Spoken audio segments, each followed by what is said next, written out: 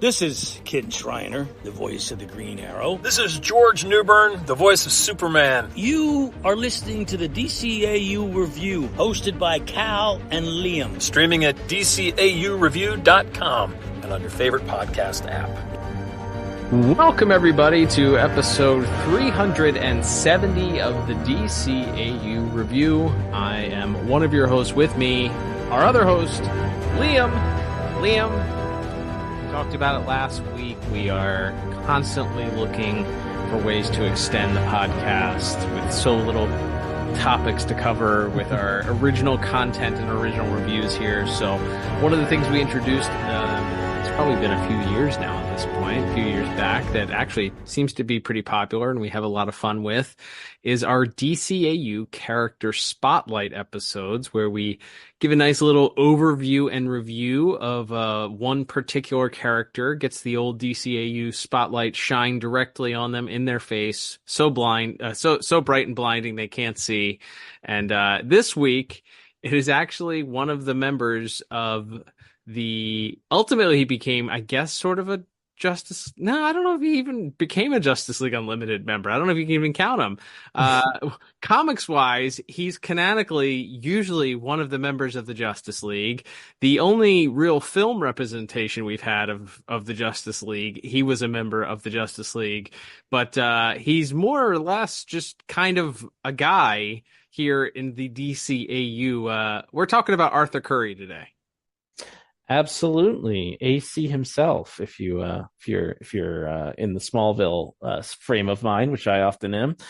But yeah, we're gonna look at all of his on-screen appearances, as we always do with these character spotlights, and then we'll also look into his tie-in comic appearances, his canonical DCAU direct tie-in, not Adventures in the DC Universe, as we were just discussing off the air. That's a whole other can of worms that maybe we'll get to one day, but that's like its own bonus episode. So, and then we'll wrap up with maybe both of our favorite parts, which is looking at toys and statues and other merch. And despite, as mentioned, the DCAU's Aquaman not being necessarily what most folks would consider a major player, a lot of merchandise certainly to talk about. And though his appearances on screen may have been few, they were all pretty memorable. So excited to get into that today with you.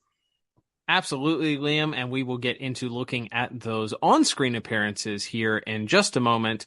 But before we do, we will remind the good folks at home, if you'd like to support the podcast, the best way to do so is heading on over to buymeacoffee.com/DCAU review. If you head over there and are interested in supporting the podcast, you have a couple different options in which you can do so. You can do so as a one-time supporter of the pod, and maybe you like the episode, you like Aquaman, maybe you're a big Aquaman fan, maybe you're not, and you want to discourage us from ever talking about Aquaman ever again.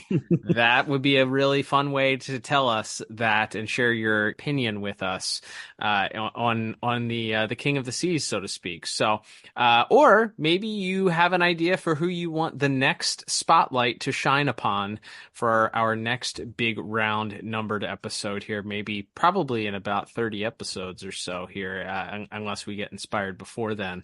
But, who knows? Maybe we drop one at 390 or 380. Who knows? We shall see. But if there's somebody that you're looking for to be spotlighted, become a one-time supporter and drop that in the notes there, or you can become a monthly supporter of the podcast. You can join us at one of our 3 different levels of pod support.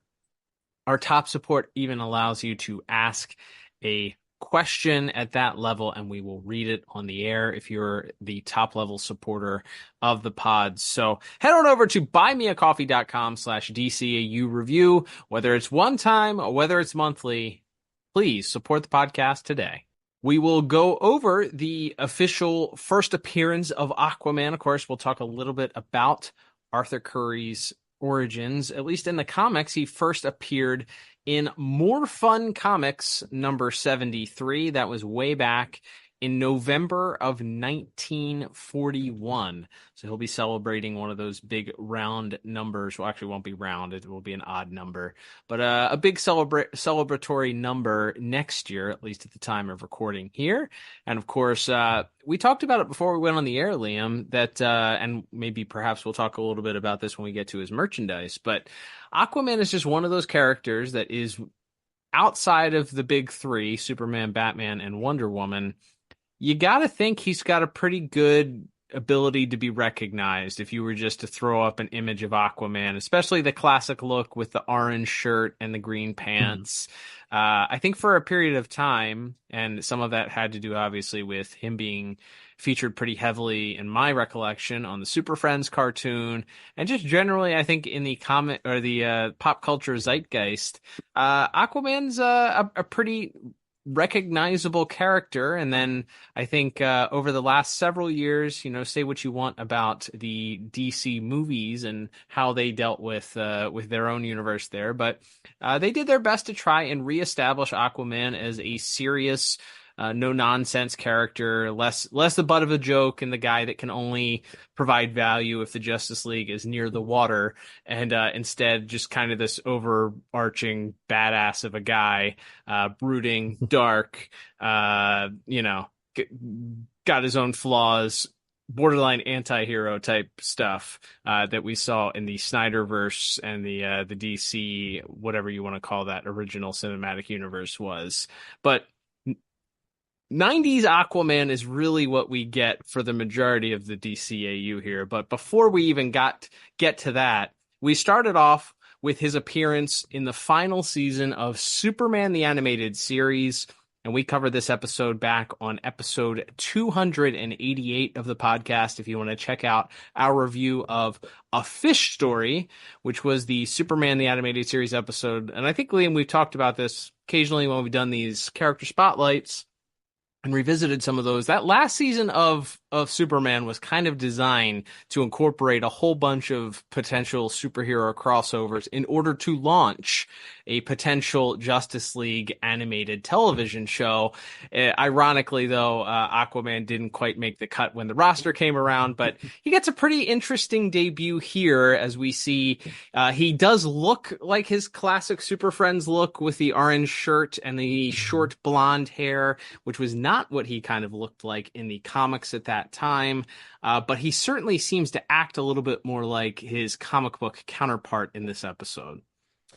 Yeah, like a lot of the DCAU versions of characters that popped up around this time. They were he was kind of an amalgam, I think, of the two versions visually. Like you said, very much the classic Silver Age Aquaman, the blonde flat top, the orange and green suit and all that. But yeah, he had the more sort of militant, warrior king sort of attitude. The episode itself, features him going toe to toe with LexCorp and almost toe to toe with Superman, as he's ready to almost launch a full scale invasion against the surface world for polluting his waters. He ends up captured by Lex and is freed by the intrepid Lois Lane. We also learn in that episode that he can also communicate with seagulls, which I still think is cheating, but that's fine. We're gonna just let it go. Not sea creatures or not, unsure. Apparently, yes. That you would think does that just have sea in the name, and then he's allowed to do it. Is it like a technicality? Well, it's not. It can't just be that he talks to fish, right? To quote a line from a particular appearance of his. He does. I mean, whales are mammals, so if he communicates with whales, he also speaks with mammals. So birds, sure. I guess that it could extend to that. If they spend any time in water, maybe he can just. Is it salt water though? Or can he talk to ducks? It's a good question. And, these are the nagging questions. Let us know. That's our first action item of this episode. Hit us up on the socials and let us know. Can Aquaman talk to ducks? It's the burning question everyone's asking. But anyway, yes, he ultimately stands down at the behest of Superman, who encourages him not to essentially start World War III on this on this boat with him and Lex. So he stands down, but tells Superman that if they don't, if mankind doesn't get their act together, that he might be back one day. And yeah, like you said, it's kind of this combination of the more militant modern Aquaman with the classic look. We get to see him in action. Like I said, he goes on this like weird little caper with Lois Lane for a while, and then he and Superman, like I said, it seems like they have a pretty antagonistic relationship, and it kind of puts Superman in this awkward spot where he's not really defending Lex's actions, but he's not exactly ready to stand by and let Aquaman launch an assault on him and the other people there. So that kind of actually dovetails nicely into the next appearance he would have in the DCAU chronologically. Great segue, yeah, and we'll talk about maybe the two different voice actors that end up playing him. They do kind of give the same vibe, sternness, communicate that same sort of attitude here. But yeah, that attitude would continue in the first episode that he would appear in Justice League. And we covered that episode, Liam, way back on episode 32 of the podcast. This is one of those where I think we gotta look at maybe in the next year or so doing a re-review, just because it's I remember enjoying this one. There were some really touching, interesting moments that I think we were really able to kind of that kind of came out in some of our original review there. But I'd really like to go over this, maybe give it its proper due here, not on like a 34-minute run here, but that would be The Enemy Below, parts 1 and 2. And this one, Liam, I remember for the longest time, we had this one recorded on videotape courtesy of our grandfather. I think we just had part 1 though. Somehow we didn't get part 2, or it took a while before we ended up getting part 2 taped. Yeah. I think at that time, that first season of Justice League, they just aired one part a week. They weren't airing. So yeah, if we caught it on a Sunday night, or our grandfather caught the part 1 on a Sunday night, but we didn't really know what happened in part 2 until probably, a few months later we were able to catch it another time, or he was able to, and we were able to complete the story. But yeah, there was a while there. Like I've seen that part 1 1,000 times. Like I could, just talking about it now, like having not, other than a couple clips, not having watched the full episodes for this, I still kind of imagine how that whole thing goes. But yeah, as mentioned, it's sort of a continuation of that attitude that he was displaying in the Superman episode. There's a nuclear sub that is downed after they've crossed over into Atlantean territory, and he's almost content to let it sink. He kind of goes in direct conflict with the Justice League at first, specifically with Green Lantern, I should say, who's of course, being the former soldier, John Stewart's very much not interested in letting a foreign government get control of the nukes on this sub, or the plutonium on these subs.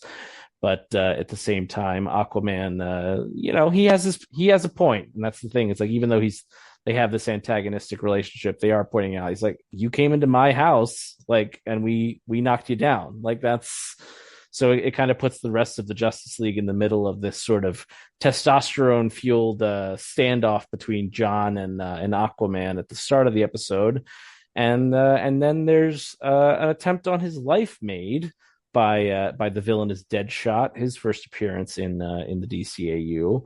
And from there, we kind of get this whodunit plot as to who exactly would want Aquaman out of the way and not in control, as he's about to sort of present Atlantis's case to the United Nations. That's right. Yeah, it's a pretty interesting one, because we obviously get a little bit of that cliffhanger at the end of part 1, and then we get Deadshot, which is interesting, and then in part 2 we learn that his brother is responsible for putting this hit out on him and trying to frame someone else for it, and it's all this coup that he ends up trying to launch while his brother is on the surface.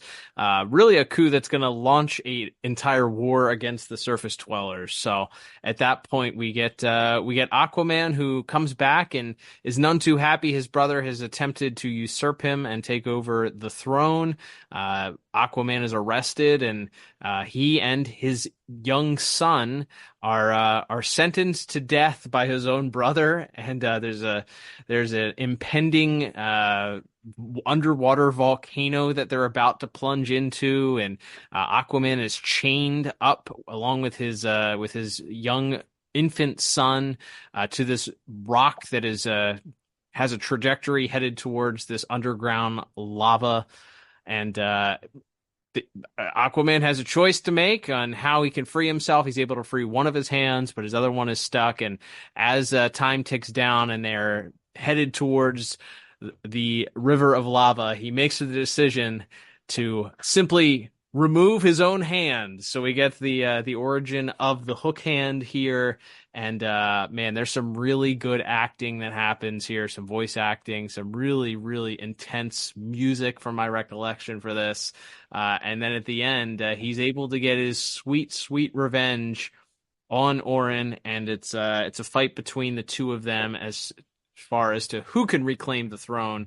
And of course, Aquaman ultimately does reclaim his own throne for that one. It's a fun one. It's certainly, again, I think going so far as to not only visually separate, but certainly with the general makeup of this character, Liam, he is set up to be completely different than maybe what the average person that would be tuning into this Justice League animated show might be expecting if they hadn't picked up a comic book for a decade or so, in this more kind of like serious, badass warrior, King of Atlantis type character that Aquaman really is portrayed as in the show. And the fact that he does obviously value the citizens of Atlantis. He's going above and beyond, but is not afraid to sacrifice and go so far as to sacrifice one of his own limbs in order to save his infant son. It's a pretty moving tale, and it's a great tale of heroism, kind of showing that this in the DNA of this character, even if he's not a member of the Justice League, he's got that heroic side to him. Yeah, and that sort of ultimate sacrifice. Not only does he make the physical sacrifice of losing his hand, but it's clear here that there are people in his kingdom take power by force, and he ultimately decides that that's not the case. But that he admits that, I mean, even though it was Orm's decision to try to activate the device, which Batman and Green Lantern are able to disable, Aquaman was the one who had it built. So it's like his own paranoia almost becomes his undoing. So he kind of learns that lesson and resolves to sort of rule more justly and perhaps a little bit more calmly as we get to the end of the episode. And yeah, as mentioned, as far as like overall Aquaman supporting cast, I mean, yeah, we get Orm, who of course goes on to become the villain Ocean Master in the comics, though he never returned with that big starfish on his face, unfortunately, in the DCAU. But we have Mira, although a much more sort of docile and non-powered Mira. If you're more used to the modern comic or movie version of her, where she's a warrior in and of herself, this version's a lot more docile. But you still kind of get the whole Aqua family in action here, and it's a lot of fun episode. And yeah, he's sort of learned his lesson by the end there, and then we wouldn't see him again. Well, technically, we see him twice in season 2, although the first one is just a small cameo in the episodes Hereafter, part one, I should say, where he is seen as one of the dignitaries attending Superman's funeral after it appears Superman's been killed by the Toyman. Although, as we find out later, as should really have been obvious, he was actually transported to an alternate future where him and Vandal Savage fought bugs. So, tale is all the time, as we like to say on this show. But yes, we do see Aquaman as part of the crew there that is showing their sympathies to the Man of Steel, who has apparently died, and he's actually also offered up by one of the other Leaguers when they're discussing who could possibly replace Superman as one of the members of the Justice League back when there were only 7, and as one of the other options, along with I believe Metamorpho, before Lobo shows up and throws a monkey wrench into all those plans. So he was, I guess, he's on the reserve list of the original Justice League, I guess, even if he's not or at least he was considered for the roster, if not. But thankfully, that would not be the last time we saw Aquaman in the second season of Justice League, as he's part of. Really, I think maybe one of the best episodes of the whole second season of Justice League, at least that we've covered to date. That's right, Liam. And that was way back on episode 158. At least we were in triple digits then. But 158 of the podcast. That was when we reviewed the episode The Terror Beyond, parts 1 and 2. And Liam, that was part of our month of magic, if you can remember that theme month. Magic May, I believe. Yeah. The alternative name. We did an interesting look back there. That's an interesting episode, because it definitely goes a little bit off the beaten path when it comes to what I think some of the other Justice League episodes entailed. You know, you definitely had guest stars, obviously, that came through. This one was an interesting one because you had Dr. Fate that showed up again after his brief appearance in Superman the Animated Series, or not brief appearance, but his single episode appearance in the Superman the Animated Series. And then you also, it's a story that really revolves around Dr. Fate, Solomon Grundy, and then Aquaman is also involved with this. And it is like the weirdest trio. I mean, like you can kind of see Solomon Grundy and Dr. Fate, I guess, because Solomon Grundy's a, walking zombie man. Yeah. And sure, that's close enough to magic where you can kind of fudge things a little bit.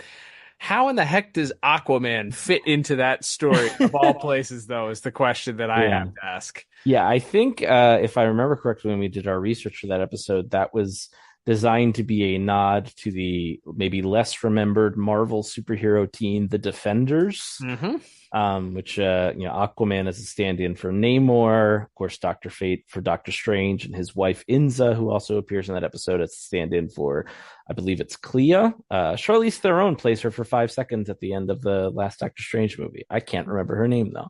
Anyway, and then of course Grundy as the Hulk stand-in there. So that was I think that's one of those ones we've talked about, where they start with, let's do a wacky story where we get all these characters so we can do a Defenders homage, and then figure out how it makes sense that all of these characters would work together later. Yeah. It worked well enough where we both gave it ended up in the top pick section. You gave it a 38 out of 40 and included a bonus point for the Defenders homage. So there you go. Good memory there, despite it being nearly 5 years ago in podcast time. Yeah, I think as far as Aquaman's role in it, I think he needs the trident, and they're trying to banish this. It's not Cthulhu. I think we also looked that up. It's like for legal reasons, it couldn't be Cthulhu, like the estate of Lovecraft. H.P. Lovecraft owns that character, I guess. So they call him like Cthulhu, I believe is his name. And he's the Grundy is trying to. They have to use Grundy and the Aquaman's trident. That's how Aquaman is tangentially involved. Of course, Superman, Wonder Woman, and Hawkgirl are trying to prevent it, because it's really one of those classic stories where the superhero, we want to see the superheroes fight, and so it involves them not talking to each other. Speaking of Zack Snyder's Justice League, could this have been solved with one conversation? Probably, but it's fun. We get to see Aquaman take on Wonder Woman, and he actually defeats her after he's able to get the fight into the water, thankfully. But he is able to defeat her, although when he tries to line up against Superman, it does not go quite as well for him, admittedly. Though once again, they're not in the water then, so maybe on Aquaman's home turf it would have gone differently. But he does, so we do get some superhero versus superhero stuff with him with him and Wonder Woman in that episode, which is a lot of fun. And then the episode itself, it's really a Hawk Girl story. It's her dealing with like the fact that her people had once worshipped this weird squid guy. Mm-hmm. And then of course Grundy sacrifices himself, and it's this kind of exploration of faith and religion and why people turn to it. It's a really, as we talked about at the time, a really great episode. But I think the standout for Aquaman, other than maybe the fisticuffs with Wonder Woman, is that I believe he has the closing line of the episode, which is, "It's faith, Hawk Girl. You're not supposed to understand it," or something like that. So he kind of is the one who puts the final word on it as they're all standing at Solomon Grundy's grave. So he's not a huge player in that, but he does have the final word, as it were. That's right. And interestingly enough, the next time that we would see Aquaman would be into the sort of a direct sequel for this episode, which came in the episode Wake the Dead of Justice League Unlimited. And we actually covered that one, believe it or not, the very next week in our month of Magic May. Episode 159 of the podcast. So we followed up that one with the turnaround there. And what's interesting is we obviously jump ahead in the timeline here. We're past the star-crossed betrayal now. So this episode has a little bit of everything in there, including some of the love triangle between Green Lantern and Vixen and Hawkgirl. And then we also have some other but then of course we also are focusing back on this story that happened previously when Grundy once again shows up, although this time he's been resurrected and he has no soul within him, so no brain, nothing that seems to be able to be appealed to. So there's some emotional moments there that occur with this. And then Aquaman, of course, it was a big part of that first episode, so he's got to be once again involved with this one as well. Absolutely. Yeah. This one's mostly, it's so funny. We just talked about how that first, the Terror Beyond two-parter is such like this interesting meditation on faith and religion. It's such a deep episode or pair of episodes that was so rich and fun to talk about. And then this one, it's mostly just punching, which is also very fun, in its own way. It's because this time Grundy is completely mindless and they can't reason with him. And obviously it's once again sort of focused on Shaira and her decision to kind of come back into the public eye and ultimately be accepted back into the Justice League at the end of this episode. So it's really a big deal from here. Not a lot. I feel like, Aquaman's involved in the fight. He does get the great entrance there where the bridge is collapsing and Superman can't quite hold it up. And then the giant octopus comes out of the water to wrap its tendrils around the support beams and keep the bridge up. So that's kind of, I feel like, the standout Aquaman moment in that one. But I guess it makes sense that since it's the sequel to the previous episode that he'd once again be involved with. Hey, at the very least, Aquaman's more useful in that episode than Amazo is. So there's that. All right. So unfortunately, we only had one final appearance of Aquaman in the Justice League Unlimited. It was to episode 129 when we covered that one. It is an ultimatum. So of course that episode has a lot of homages and tributes to old DC Comics animation, and we talk a little bit about Aquaman's general makeup. I remember us talking about that, how his current day characterization may or may not have drawn a little bit out of this. Obviously, this Aquaman, as we talked about, is sort of based on the revamp that they did in the 90s in the Justice League comics and in Aquaman solo comics there. But just talking about how much of a badass that this character is, how much Jason Momoa sort of channeled that in his portrayal. So I remember us talking about that. But this episode, really, it's not much of an Aquaman episode, so to speak. It's very much more focused on the Ultimen and everything that's going on with Cadmus and Maxwell Lord's one and only DCAU appearance and all that's going on at the same time. Right. But he does play a part in this episode. Yeah, I think this might be the most badass Aquaman moment, I think, is in this episode, which is other than maybe chopping off his own hand in front of a volcano. That's pretty badass too. But when he's fighting the Wonder Twins pastiches of Downpour and Shifter, and after he is able to incapacitate Shifter, the water-based Downpour, in a fit of rage, shoots a giant jet stream of water at him, so hard, in fact, that it goes flying behind him and straight through the plexiglass window behind him. But Aquaman doesn't even flinch and simply remarks, "King of the sea, remember?" and then, for good measure, he gives down for the pimp hand.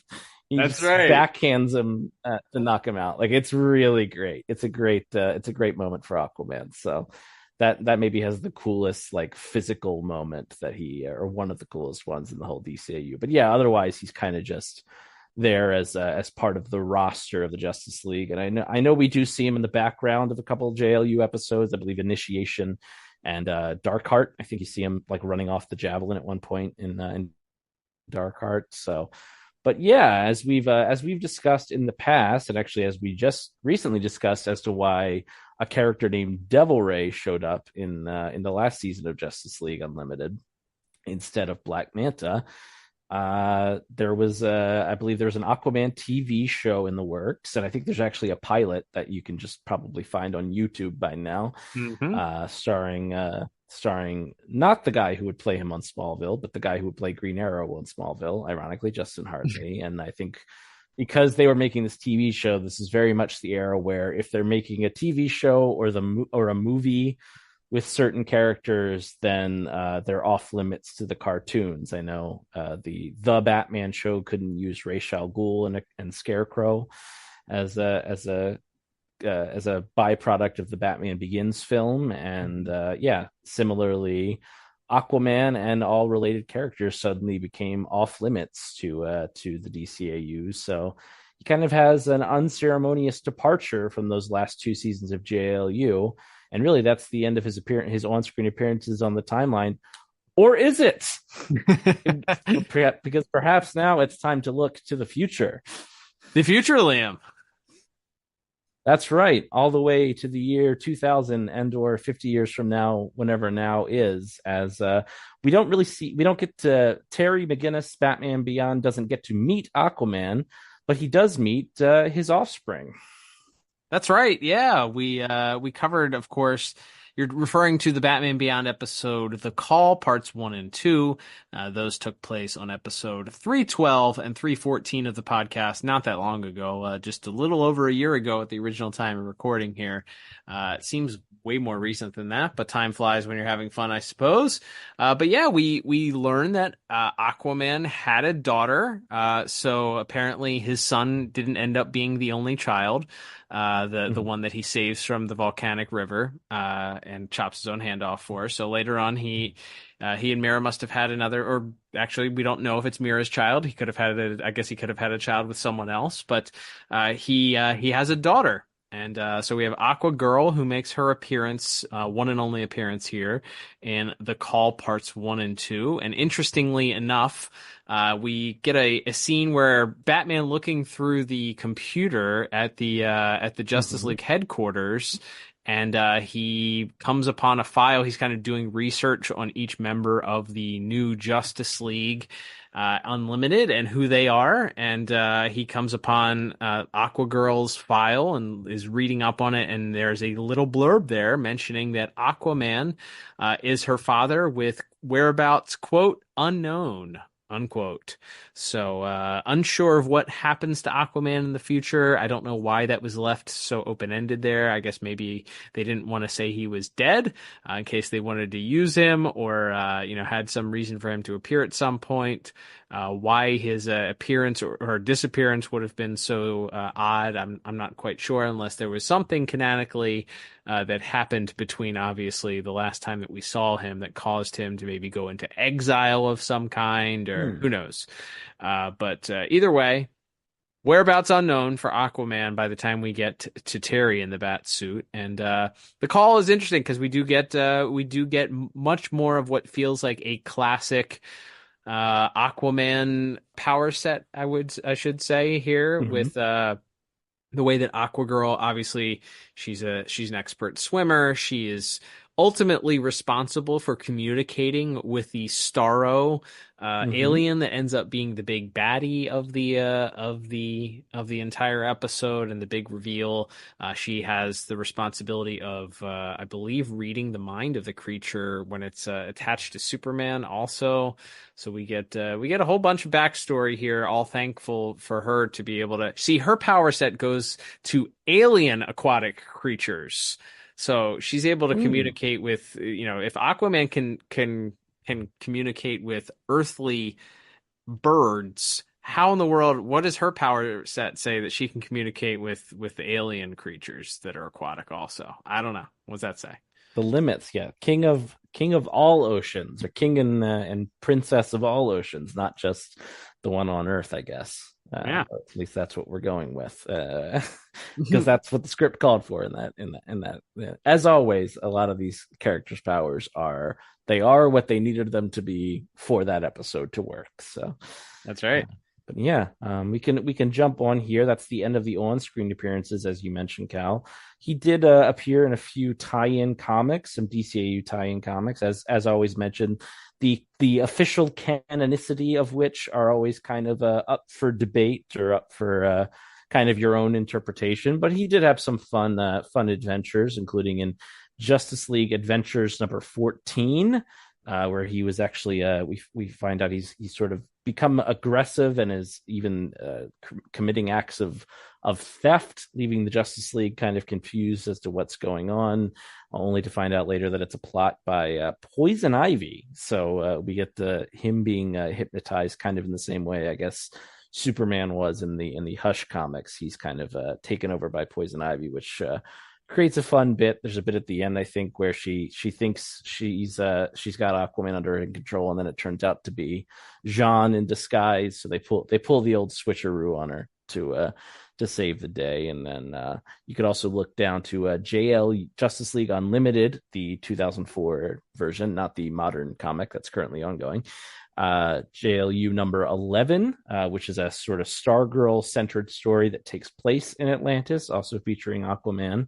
And then the way they were able to one up the DCAU's on-screen adventures is those embargoes on certain characters. We've talked about it before, characters like Blue Beetle, or some of those other characters. The Question had iffy rights for years as well before they were able to get him on screen. But unlike on screen, where they had to use a character called Devil Ray as sort of a placeholder, Black Manta actually appeared in Justice League Unlimited number 26, where he faces off against Aquaman and others. So that was another fun aspect. We've kind of talked about that with some of the tie-in comics, is that some of those characters that they weren't allowed to touch on screen, they got to still include in the tie-in comics. So that's another sort of added value, I think, when you look back on those tie-in comics from years past that tied into all these shows, is that they got to work in some characters that the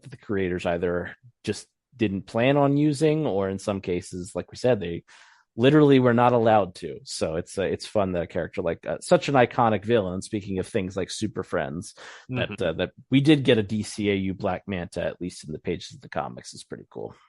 Yeah, it's again, I couldn't have put it better than that. Some of the value add, if you've never picked up some of those DCAU tie-in comics, it sort of expands the lore a little bit. So if there's things that you are left wondering about, or again, characters that were perhaps underused or never used, and you would like to see them interact, there are a lot of fun stories that were told in some of those comics. And again, we're not the canon police, so don't ask us how something necessarily fits into canon, or for us to qualify if it fits into canon. Our motto: canon until proven otherwise.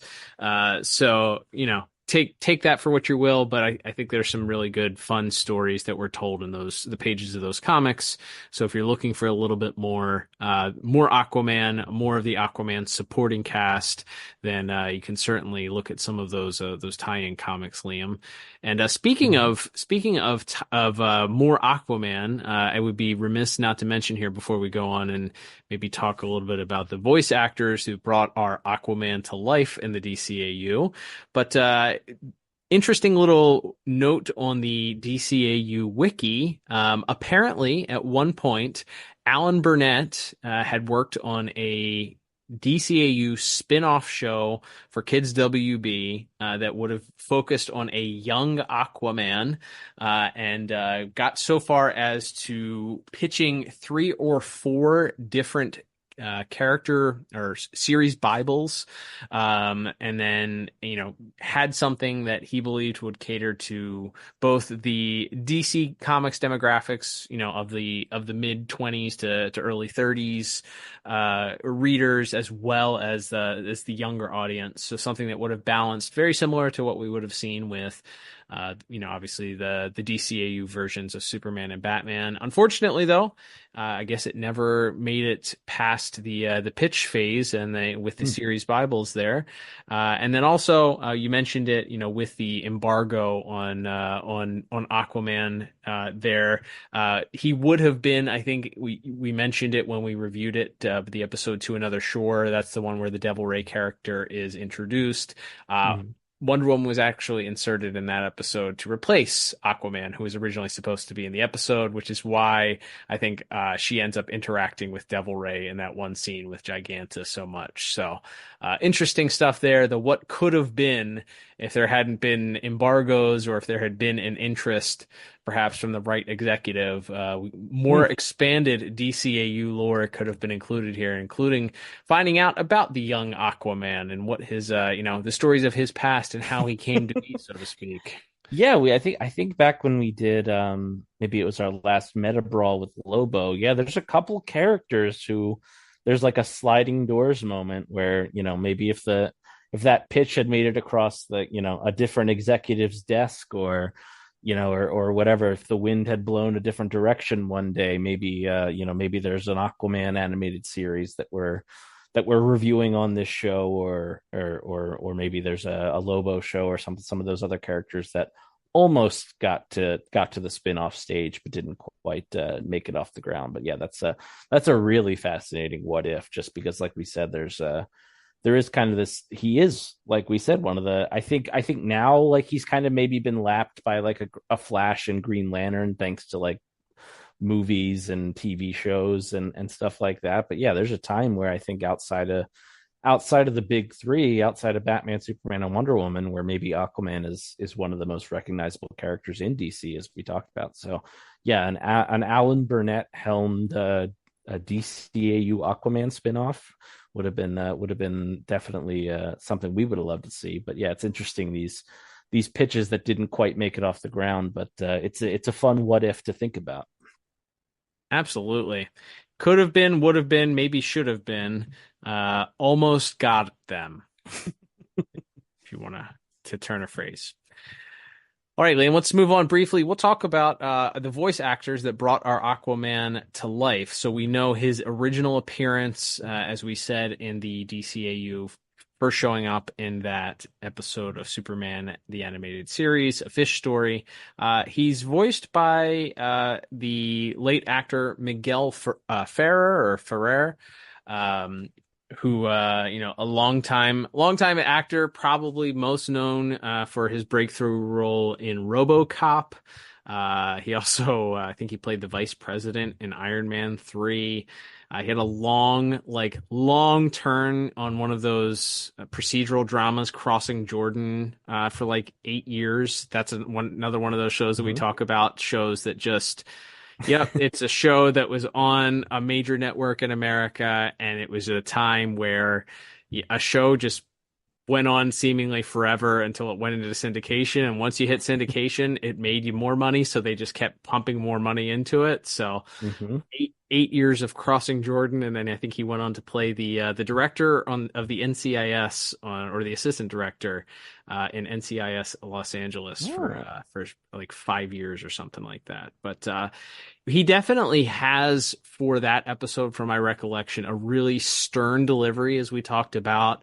I remember kind of being taken aback a little bit because obviously every voice characterization from the Super Friends is going to be different than what we got ultimately. And, the Hanna-Barbera voice directors were, I think, going for something maybe a little bit different than what we went for in the DCAU, what Andrea Romano was going for. So it is certainly a much more stern, serious, no nonsense, borderline threatening at times. Going toe to toe with Tim Daly's Superman. I think they were having a stern, gruff talk off in the recording booth at this point. But he definitely comes across as, despite looking like your Super Friends Aquaman, he is definitely the modern take on this character, being a certified badass. Yeah, I think he was Mr. Fair did a good job. It's one of those things where you wonder, again, maybe in that theoretical spin-off, if he could have maybe opened the character up a little bit and we could have seen more of his range. But he definitely plays him very straight and he's firm, but he's also pretty soft spoken, I think. And so he spends a lot of that episode playing off of Dana Delaney, which is always we've sung her praises 1,000 times on the show. So bouncing off of her as well as Tim Daly Superman and Clancy Brown, he had a good crew to work with as well. That's right. And then taking over the reins for Aquaman, once we started with Justice League and Justice League Unlimited, that we had Scott Rummel, who, as far as his voice acting credits are concerned, a lot of, I think, voice acting stuff. There's not a ton of stuff, Rugrats and a couple of other things. He was on the original run. I feel like this is a show that did this show get rebooted? Kevin Can Wait. Isn't that what they called that was the King of Queens that wasn't King of Queens? Right. Yeah. Wasn't that? He had a different wife and then they kill her off. This is one of my favorite topics. Kevin James did a new sitcom after, years after his very successful run with Leah Remini as his TV wife on King of Queens. They do a new show. He's got like a wife and 2 kids. And after one season, I guess they decided that the show wasn't doing as well. So they kill off his wife, and then they just bring Leah Remini back onto the show as like his new love interest. And then I assume they just do King of Queens shtick from there. So there's like a second alternate universe mirror version of King of Queens called Kevin Can Wait. It's amazing. Well, whatever movie this was a movie, and it was from 1983. It doesn't appear that it may be related, but I'm glad that we had 2 minutes to listen. I love, honestly, and this is no sarcasm, anytime that Liam gets to talk about the Kevin James vehicle of Kevin Can Wait, where they redid King of Queens after one season and killed off Kevin James' wife, is a day for me. So it's a good day. Worth it. Yeah. Not a ton other. I don't see a lot of other things. I see a James Bond video game and maybe one other thing that Mr. Rummel ended up doing for his voice acting credits here that I can see. But yeah, I feel like he at least understood the assignment, as they say. I think the cadence and the way he delivers the lines are certainly similar enough to Mr. Ferrer that it doesn't seem like a different character is on the screen. I think you kind of buy that it's the same guy, despite looking visually very different than the guy that we saw just a year or two before in Superman the Animated Series, or I guess three or 4 years before, but in Superman the Animated Series, but certainly looks looks different, but I feel like he carried that same torch of this very serious, loyal to his kingdom, obviously, very regal in the way that he carries himself, the king of Atlantis. Like he comes across as being somebody that is royalty, and somebody that kind of not necessarily an uppity opinion of themselves, but certainly understands the responsibility that comes with leading a kingdom and taking it very seriously, as well as the threats that are incurring upon it, seemingly from the upper world and the surface dwellers. So, I think Mr. Rummel, from my recollection, again, solid, and I think to me the thing that made it good was also the fact that it feels, despite being a different actor, it has the same general feel in the way that the character carries himself. Yeah, I feel like maybe a little bit of a deeper voice, a little bit more of a boom in his voice, and yeah, he definitely carries on that very sort of stern kingly. He has that very regal quality, I think, to his voice acting. That's kind of what I always think. And yeah, like I said, I think some of his best stuff comes bouncing off of maybe probably mostly Phil LaMarr in the Enemy Below two-parter, as they're sort of very much at odds because of Aquaman's sort of dismissiveness of the U.S. military and the world government at large.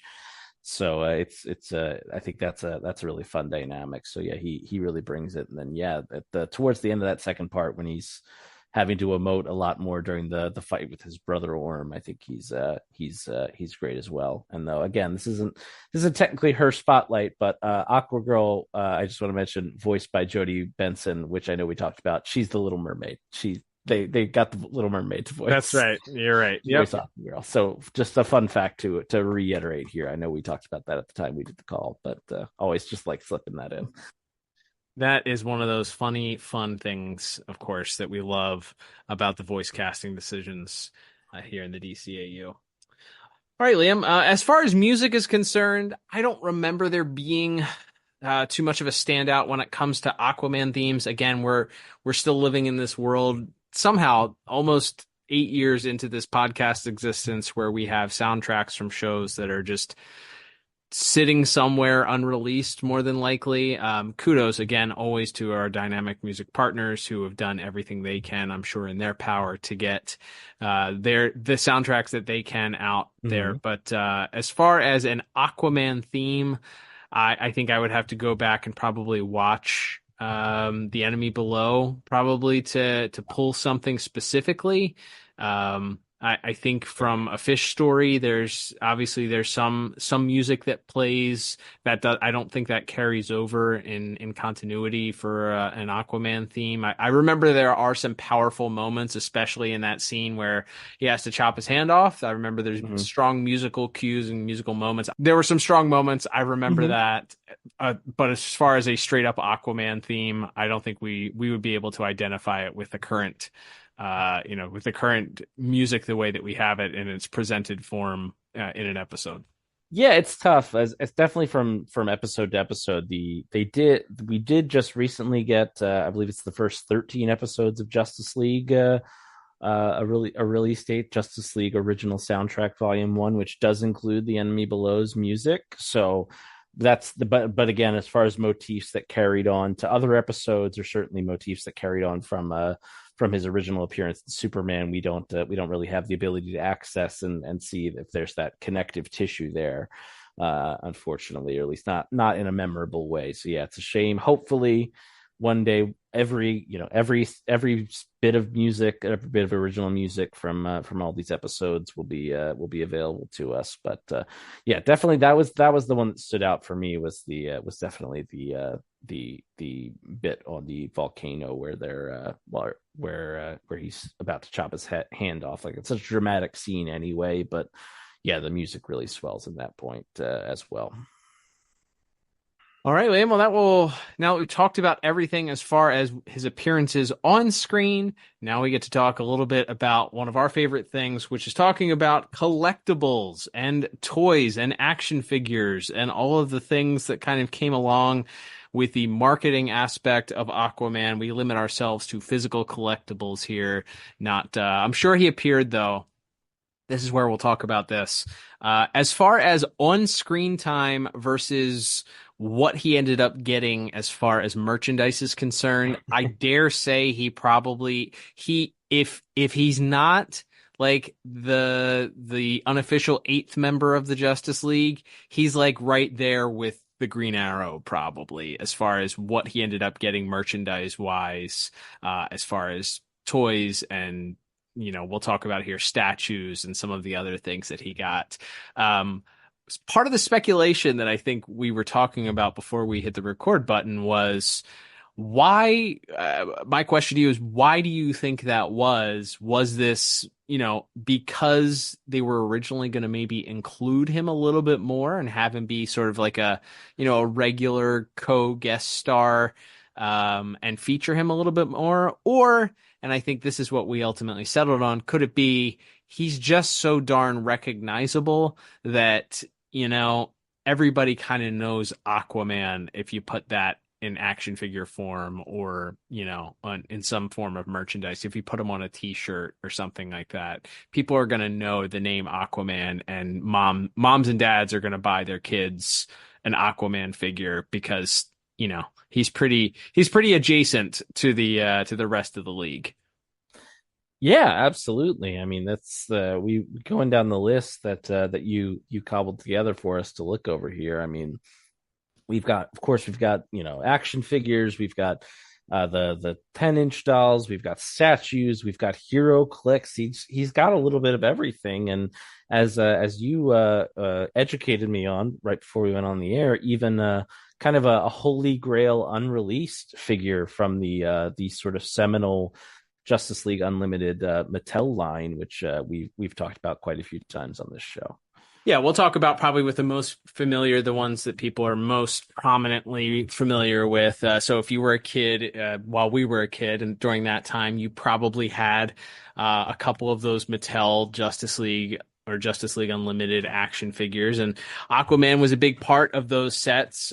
We actually got 3 different versions of what we saw in Justice League and Justice League Unlimited. So we had a standard Aquaman, he got a single release. He was in a couple of 3-packs that had the hook, and I think if you got the single release, he had a trident that came with him. And then you had in another 3-pack, you ended up getting the hook, and he was wearing a cape, like a rubber cape, so he kind of looked a little bit more regal, a little more presentable, after he's taken back Atlantis from Orn at the end of the of that episode. He sacrificed his hand, but he's done so with pride, to save not only his son but his entire kingdom as well. And then you also ended up they released a dual-handed version. If you wanted to play with Aquaman, either, you didn't like that he had a hook as a hand, or you wanted to do the replay of the actual scene of him being chained to the rock and him having to cut his own hand off, you could switch it out real quick. And, you put him with both hands there on the rock, and then he cuts his hand off, and there you go. You just swap in the one with the hook. So you had plenty of options as far as that was concerned. And believe it or not, they weren't done yet either. I think in the very last, one of the very last lines of that Justice League Unlimited, they were kind of doing a lot of fan service. They even called the line the fan collection. They were trying to get out as many figures to kind of thank the fans that have been supporting for so long. And one of the most demanded figures at the end was the classic Aquaman look that we got from the Superman the Animated Series episode. And they did in fact give him a single release, and we got classic Aquaman there too. Orange shirt and green pants and fins on the back of the legs. He was a little bit smaller. It's a little more diminutive because they used the Green Lantern body or something like that instead of the giant Superman body. And well, Aquaman had his own body because he was the only one shirtless. But they used a standard buck there for him that made him a little bit smaller than how he looked in the other body. But as you mentioned, there was a revealed, discussed, talked about look that ultimately, interestingly enough, was how he kind of looked in the comics for the last several years, and that was the long hair, the beard two hands, but in the orange and green. So with the orange shirt and the green pants. And ultimately, as you mentioned, that's kind of what the Jason Momoa Aquaman kind of adapted. I think for the second movie, he was almost in that suit for maybe the entire time. And then the comics then also adapted it and was kind of his look for the last couple years there as well. Yeah, it's a. I mean, we already talked about sort of a hybrid of a classic look with his modern, with his at that time more modern personality, and this is kind of a amalgamation of the looks itself, as you said. So, yeah, long before that, the Jason Momoa movie or those like late 2010s, early 2020s, rebirth era DC comics gave him this look. This Mattel figure was a little bit ahead of the curve. It would be a cool collector's piece to add to your collection if it had come out. Although, if correct me if I'm wrong, since we have pictures, it seems like maybe a couple of these maybe leaked out somewhere, even though there was no official release. Yeah, I think at the time it may have gotten to what they call pre-production samples at this point, because I think there are people online that claim that they have it. Obviously, it would be one that would be pretty easy to fake if you just had some paint, wanted to do your own job on an Aquaman, because that's what a lot of these figures did, was they just painted, obviously professionally painted their figures and then swapped parts around. But yeah, apparently some people claim that they're out there. So if you are one of those people and you have it, congratulations. You have a piece of toy history and ultimately Aquaman history with that one. But kind of moving on here, Liam, with a couple of additional things. We have so one of the fun things about the popularity of the Justice League show is that they released all kinds of merchandise, and Mattel went all in on this in different scales. So we ended up with those really, really neat, really incredibly sculpted looking vinyl 10-inch figures that limited posability, but honestly really capture the look of the Bruce Timm inspired artwork in 3D form in ways that it's very difficult to do at times. Aquaman is one of I think 3 other heroes that get a release of a 10-inch vinyl here, and they released again 2 different versions of him. He's got the hook hand, and then he's got the hook hand with the cape. So you have 2 different versions of that one. That's a nice one again to kind of slot in there, especially with so many people just kind of associating Aquaman with the Justice League, as we'll talk here. Mattel also did a 2.5-inch, little tiny metal figures that all came attached to their own stands. Those were they sold those probably at dollar stores and stuff like that for relatively cheap, hopefully $1. And so he got one of those too. He's in a pretty neat action pose in that one. So that's a neat little bit of history there too. And then last but not least, as far as action figures are concerned, we ended up with the DC Direct 7-inch figure. So when the DC Infinite platform launched, which, by the way, it's a wonderful, wonderful product. It sure is. My favorite application, the DC Universe Infinite app. When that launched, there was a push that they were going to do where obviously there was a streaming element to it, but there was also this shop element that they were going to do, that they were going to have a store where you had to be an Infinite member in order to be able to purchase them. And they released the Dying Days sculpts of the Justice League Unlimited or Justice League figures that apparently DC Direct had been working on before DC Direct went under. And they released these figures out there. So you had to buy the full set, I believe, when they dropped. So Aquaman was a part of that set. I'm pretty sure he was included. I mean, obviously these were sculpts that were probably already done, but you have to imagine he was included because of the timing with the Snyderverse movies and the impending Justice League movie and the Unite the Seven marketing campaign that launched from Zack Snyder's thing, and knowing that Aquaman was going to be a part of his movie, seemed like that was almost a corporate mandate at that point. You got to have Aquaman there. So it's interesting.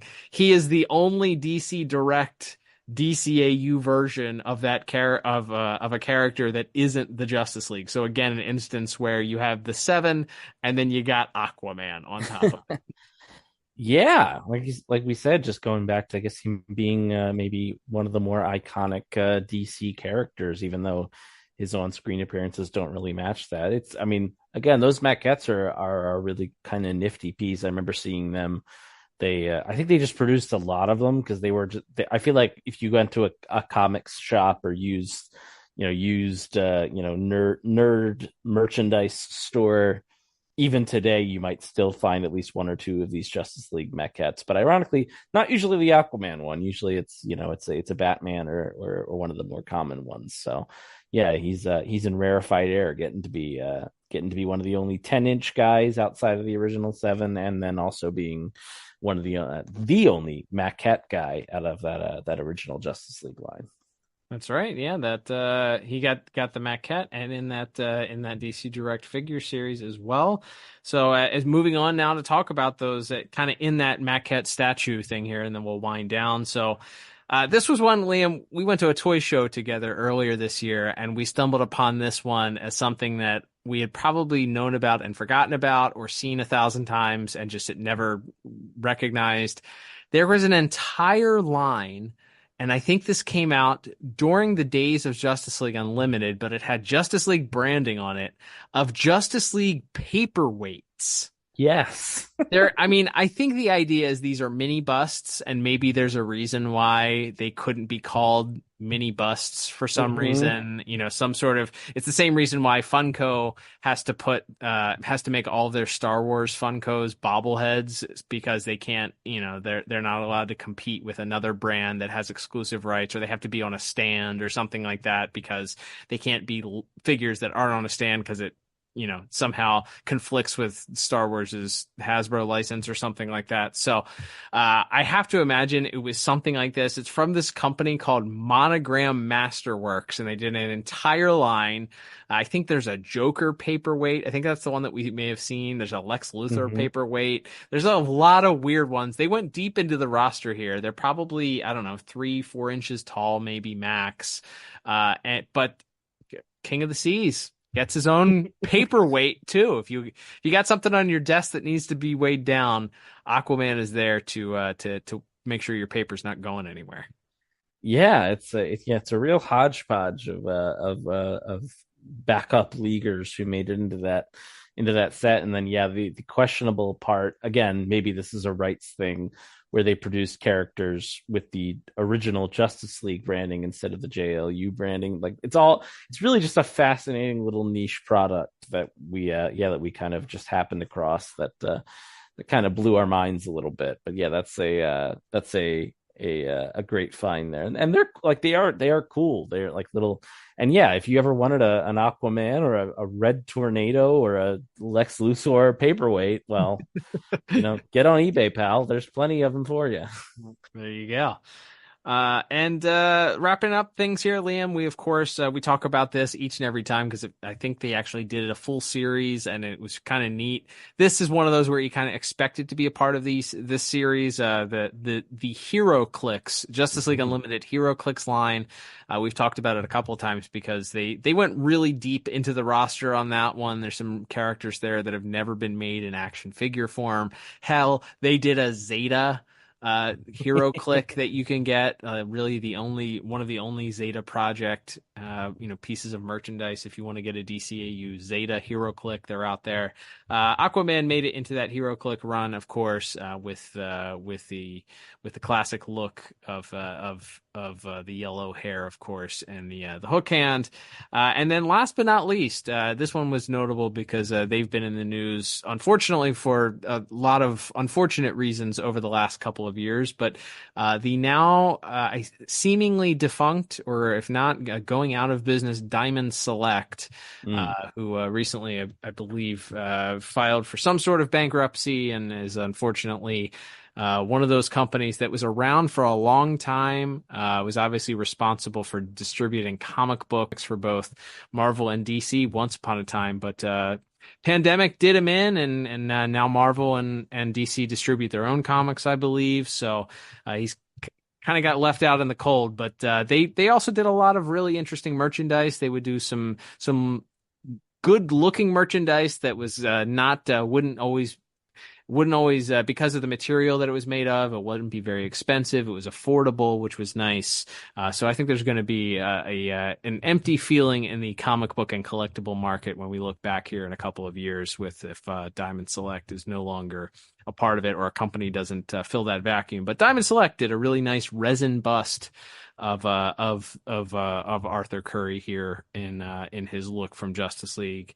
And specifically branded as Justice League from those early episodes. So, that kind of rounds out how we all of our Aquaman tie-in as far as collectibles here.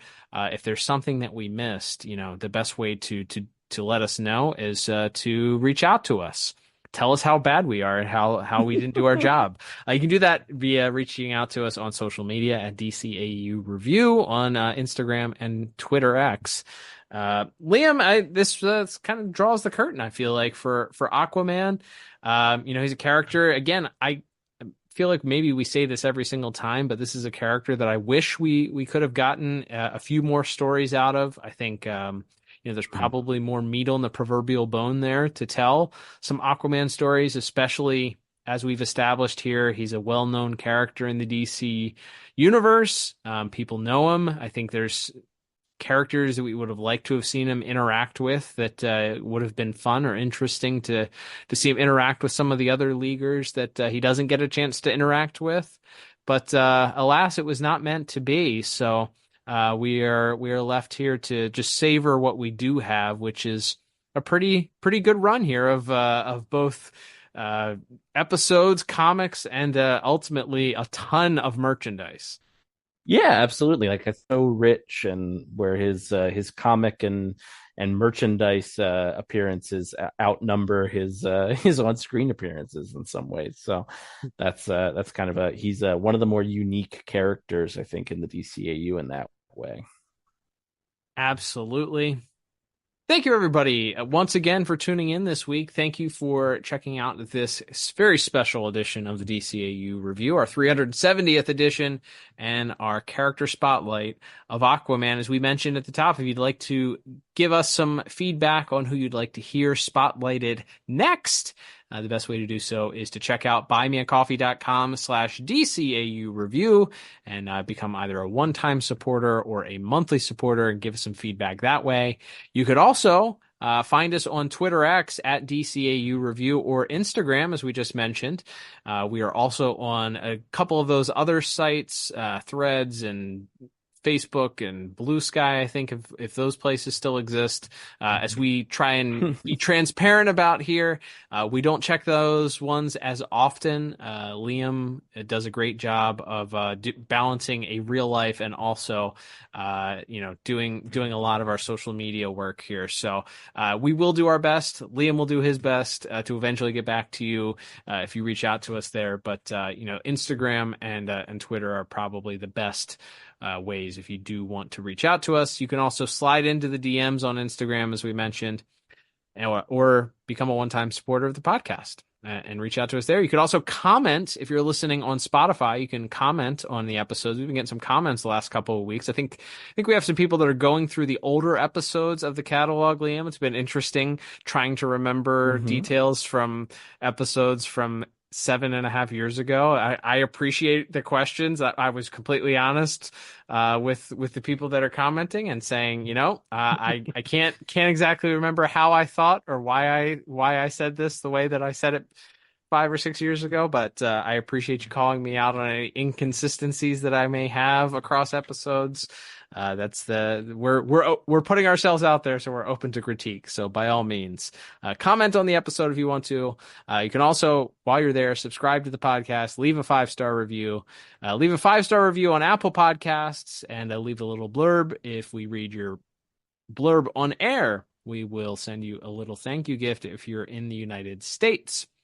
We would also love it if you would support us on YouTube. Check out the show notes. Head over to our YouTube channel. Subscribe. I think we're getting ever closer. I don't know how many subscribers we need to get a vanity URL, but one of these days, YouTube will say, hey, you have enough people to customize your URL. So we'll be able to tell you to go find a specific URL. If not, right now, just check out the show notes and subscribe to us there, or search DCAU Review for channels on YouTube. Liam, we are continuing, of course. We are the DCAU Review. We like to take pit stops here and there, but we are once again returning to the DCAU starting next week as we return to the sunny skies of Dakota. Speaking of shows that we have very little original material left to cover, we have, I think, just a few left, but we are going to dive into a few of those in the next upcoming weeks here for the remainder of the month of September. So let's talk about which one we'll be covering next week. That's right. So as we pick up, we actually don't have that many visits to Dakota left either, as we're into the fourth and final season of Static Shock in our reviews now, and we're going to be looking next week at the episode Where the Rubber Meets the Road. It's a Rubber Band Man, now a fully fledged superhero alongside Static and Gear. But he has a little bit of a secret, and it might be causing some issues with his ability to superhero correctly. So, interesting. That's an episode that deals with with a real life disability that a lot of people suffer from. So, as always, when we get these very special episodes of Static, we look forward to seeing how that sort of topic is handled by the showrunners. Absolutely, Liam. I am looking forward to that one. I think we've had mostly positive results when we've encountered these two, which is encouraging because we know that the show writers were very intentional in how they chose to do that. So we'll cross our fingers for another good one next week. But until then, I'm Cal. And I'm Liam. And we will talk to you on the next episode of the DCAU Review. Bye-bye.